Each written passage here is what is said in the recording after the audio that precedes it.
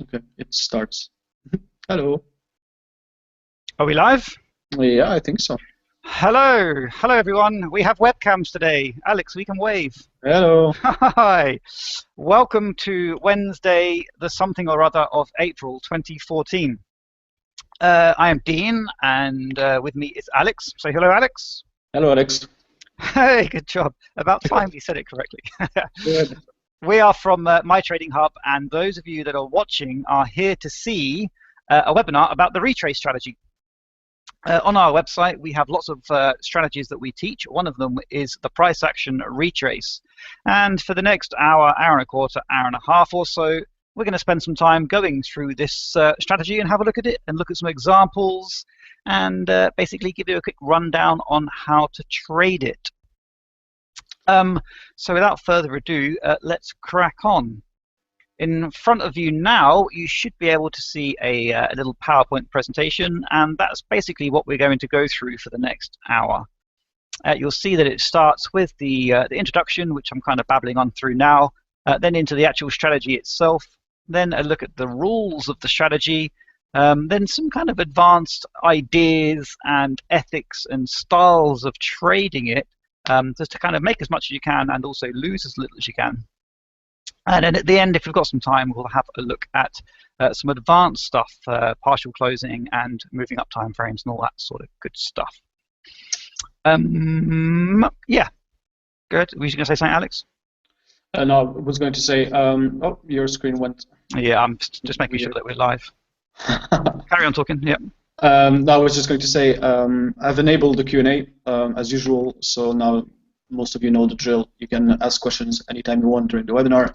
If it's a short question, I'll answer typing the answer, and if it's a long answer or a rather large question, we will talk about it at the end. You see after the advanced section, we have a little area for questions and Q&A, so you will be able to ask all your questions and get your answers at that time. But feel free to ask anytime you want and interrupt in the Q&A little widget thing. Excellent.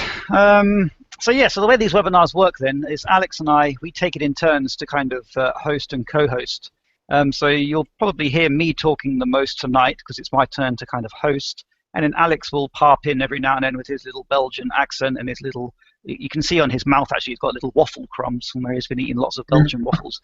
You're looking a bit homeless there. You've got a big beard, you look a bit tired. Oh, geez, tough life, isn't it? Tough life, trader. Traders. Big bags under your eyes, looking at long hours.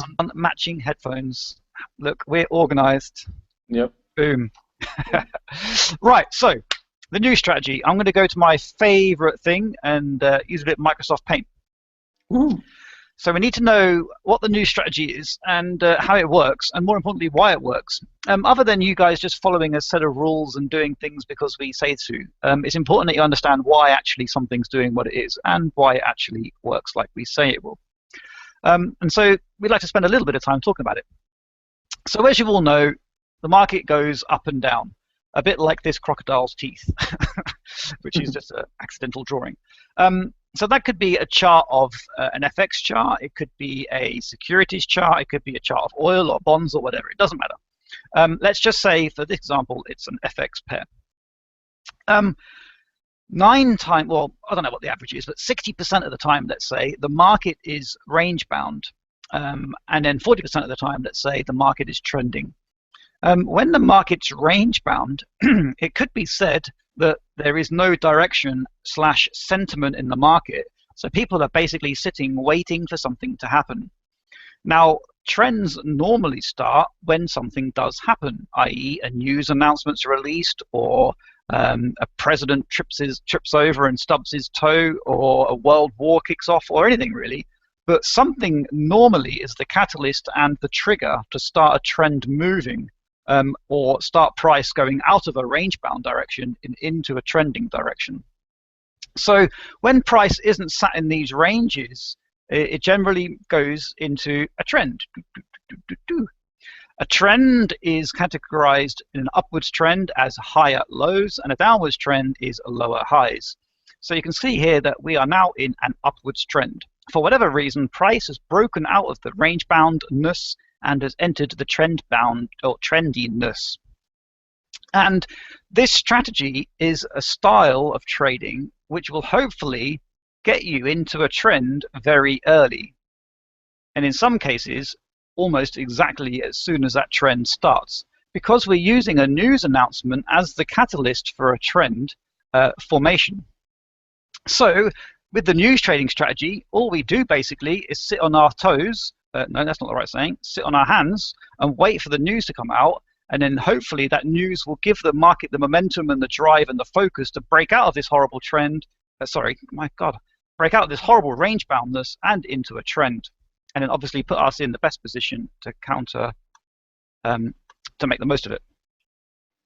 You should draw a little bit more to the right because you're drawing behind your webcam there. Yeah, no. I knew it. Hi! That's what you get in our bunny for the rest of the presentation. Cool. Okay, cool. So, right, the reason this strategy works is because it gets us ready to enter a trending movement whilst we're sitting and waiting for that movement to happen.